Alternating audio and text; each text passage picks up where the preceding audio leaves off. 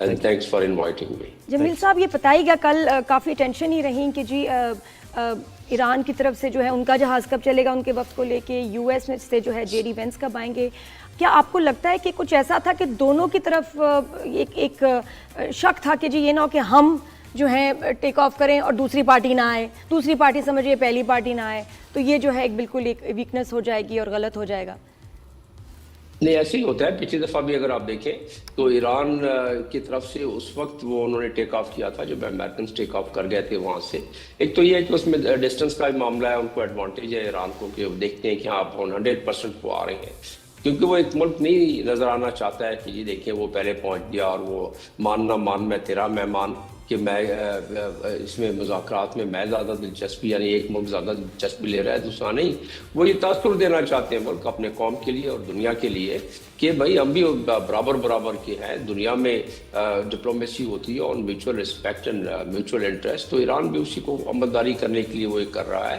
لیکن یہ بات ہے کہ کیونکہ یہ تھوڑی سی ایک بڑی دنیا میں دور حاضر میں ایسا نہیں دیکھا گیا کہ جتنی کھلبلی ابھی مچی ہوئی ہے، جتنا لوگ اضطراب میں، جتنا ٹینشن میں، جتنے لوگوں کی جیبوں پر بوجھ، جتنا لوگوں کو آگے کی فکر، جتنی کہ یہ کساد بازی اور جتنی یہ انفلیشن شروع ہو گئی ہے اور جب آگے جا کے یہ بے انتہا نقصان پوری دنیا کو پہنچانے والی بات. صرف اگر میں فرٹیلائزر کی بات کروں جو تقریباً اباؤٹ 40-45% اس علاقے سے جاتا ہے، تو وہ فرٹیلائزر ابھی وہاں بوائی کا ٹائم ہے، یعنی کہ فصل کو اس وقت اس کے لیے ان کو بوتے ہیں، تو وہ نارتھ امریکہ میں خاص طور پر اور کچھ یورپین علاقوں میں، تو اگر وہ نہیں ہوگا تو ظاہر خوراک اتنی کم ہوگی. اور WFP جو ورلڈ فوڈ پروگرام وہ کہتا ہے کہ جی اس میں تو قید پڑے گا دنیا میں.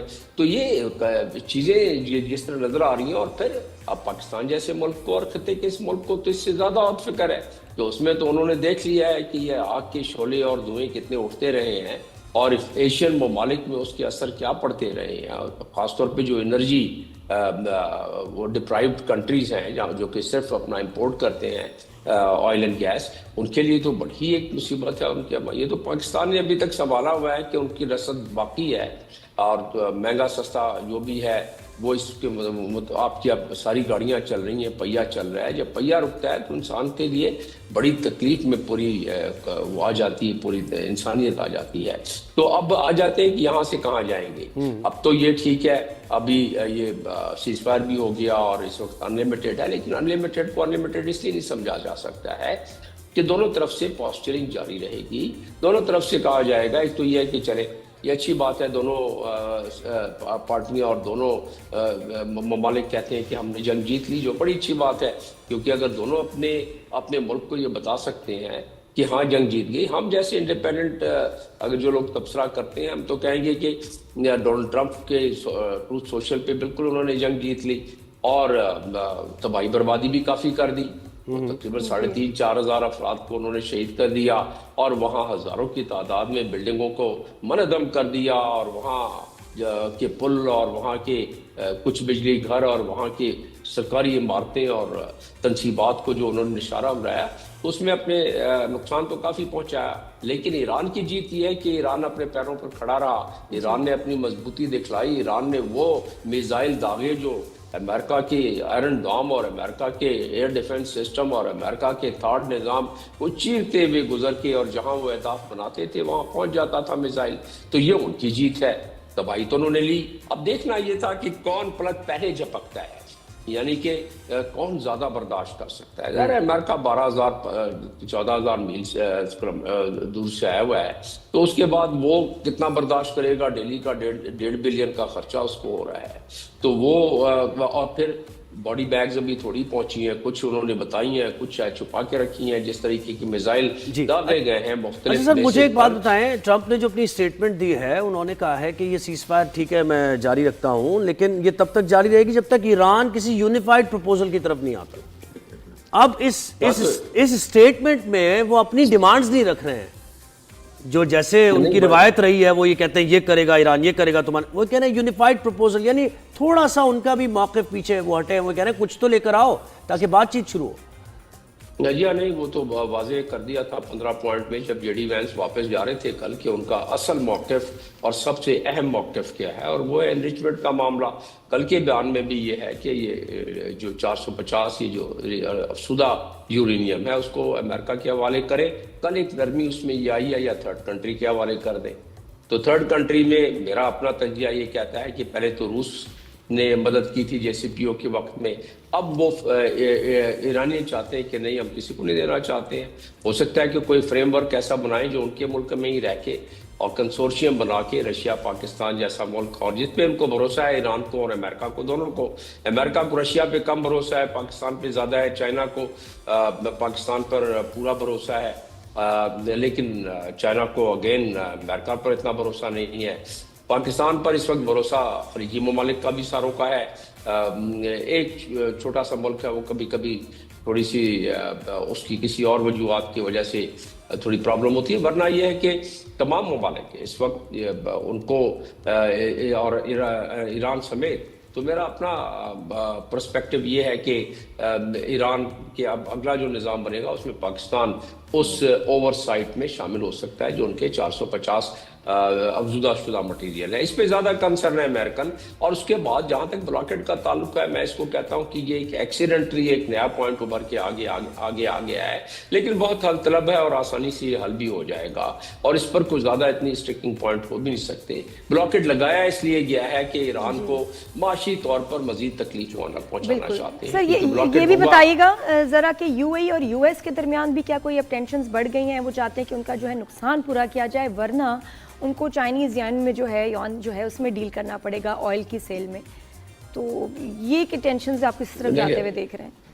नहीं, ये खलीजी ममालिक का एक चीज़ मैं बताता चलूँ, मेरी तैनातियाँ रही हैं इन ममालिक में काफ़ी में, और उस तजर्बे की बुनियाद पर मैं ये बड़ी आसानी से तजिया कर सकता हूँ कि खलीजी ममालिक अब तक इस हैसियत में नहीं आए हैं कि वो बिल्कुल रिफ्यूज़ कर दें अमेरिका को। खलीजी ममालिक की इंटरडिपेंडेंस अमेरिका पे बहुत ज़्यादा है, यानी हर चीज़ में उसमें, चाहे वो फाइनेंशियल सिस्टम हो, चाहे उनकी टेक्निकल सिस्टम हो, चाहे उनके अस्करी मामलात हों, या उनके इवन जो कल्चरल मामलात हैं उसमें भी अमेरिका काफ़ी उससे उनकी काफ़ी हम आहंगी हुई है, इंटरट्वाइंड हैं वो, और वो they just can not pull out themselves, क्योंकि उनको सिक्योरिटी की ज़मानत भी अमेरिका जो कि उनको पता पड़ गया कि कोई सिक्योरिटी नहीं मिली इस मरतबा उनके साथ जो हालात हुए, लेकिन अभी भी मुआहदे तो उनके हैं और उनके बहरी बेड़े और उनके बेसिस को ख़त्म तो नहीं किया, और नई हैसियत में है कि वो सुओ मोटो और यूनिलैटरली खलीजी ममालिक कहते नहीं भाग जाओ बस इधर से अपने बेसिस ले जाओ।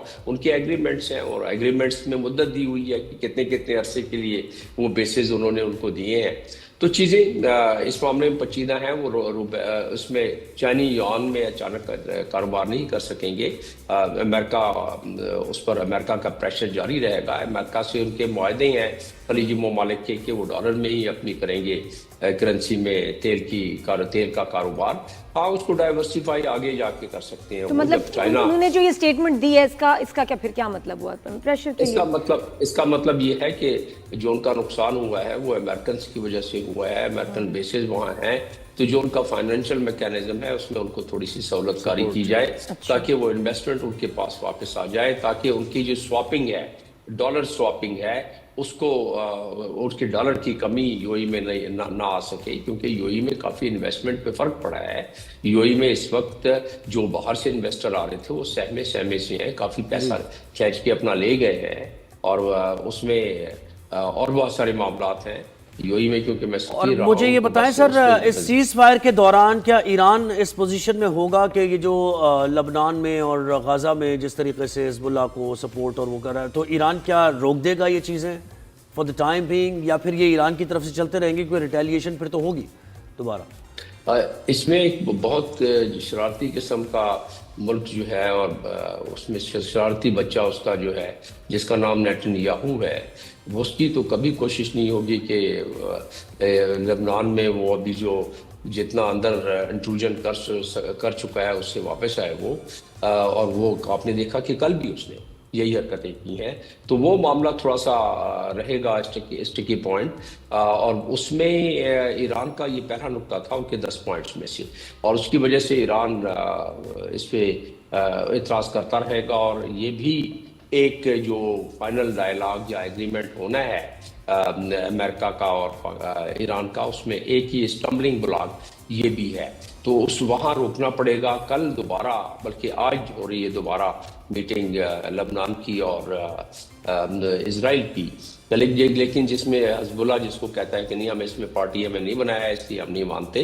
بہرحال اگر وہ ہو جائے اور کوئی سیز فائر وغیرہ ہو جائے جس کو حزب اللہ بھی مان لے, تو وہ معاملہ اس ایگریمنٹ میں جو اس وقت ایران یو ایس کا یہاں ہونا ہے اس میں سہولت ہو جائے گی. اور میرا ماننا یہی ہے کہ وقتی طور پر لبنان میں وہاں سیز فائر ہو جائے گا اور لگام تھوڑا سا دیا جائے گا نیتن یاہو کو اور اسرائیل کو, تاکہ مزید وہاں بمبارڈمنٹ نہ کی جائے.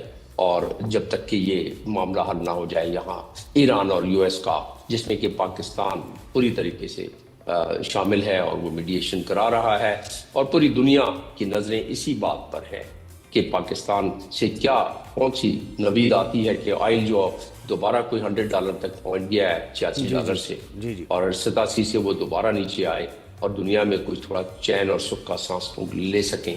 تو اس لیے یہ معاہدہ بڑا ضروری ہے. اور انڈیفینٹ پیریڈ ہمیں نظر آتا ہے, انڈیفینٹ پیریڈ میں ہچکولے بڑے آ جاتے ہیں, کیونکہ پاسداران کی طرف سے یہ جو جوابی ترکی بترکی جواب آتا ہے ٹروتھ سوشل کے مقابلے میں, وہ معاملے کو کبھی خراب کر سکتا ہے.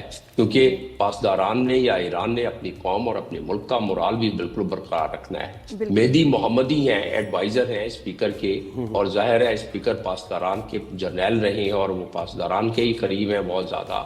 تو وہ کہتے ہیں کہ سیز فائر ایکسٹینشن جو ہے یہ ہمارے لیے کوئی معنی نہیں رکھتا ہے, بلکہ یہ تو یہ ہے کہ اس میں ڈکٹیٹ کیا امریکہ میں کر رہا ہے, اور اس کا مطلب بلاکٹ یہ جو ہے اس سے کوئی مختلف نہیں ہے. بمبارڈمنٹ کریں یا بلاکٹ کریں بات ایک ہی ہے. تو بلاکٹ کو بھی ہٹانا پڑے گا. اگلے چند دنوں میں دیکھ رہا ہوں کہ بلاکٹ کو بھی اس میں نرمی ہٹانا پڑے گا. ابھی کچھ آئی تھنک معاملات بہتری کی طرف جائیں گے. سر ویسے سیز فائر تو انڈیا پاکستان کا بھی چل رہا ہے, سال ہونے والا ہے, اور کل پھر ایک ایسا قدم پاکستان نے اٹھایا کہ پھر سے یاد تازہ ہو گئی, اور پتہ چل گیا کہ ہم بھولے نہیں ہیں بالکل بھی, اور وہ معاملات چل رہے ہیں جو ہم نے ان کی ایئر سپیس اب مزید 1 سال جو بند رکھی ہے اس کے بعد پھر سے جو ہے اس میں ایکسٹینشن ہوگی, کیونکہ ہر مہینے وہ جو ہے اس کی ایکسٹینشن ہوتی ہے. اس کی وجہ سے ان کو ڈیلی کروڑوں کا 55 کروڑ کا نقصان بھی ہو رہا ہے.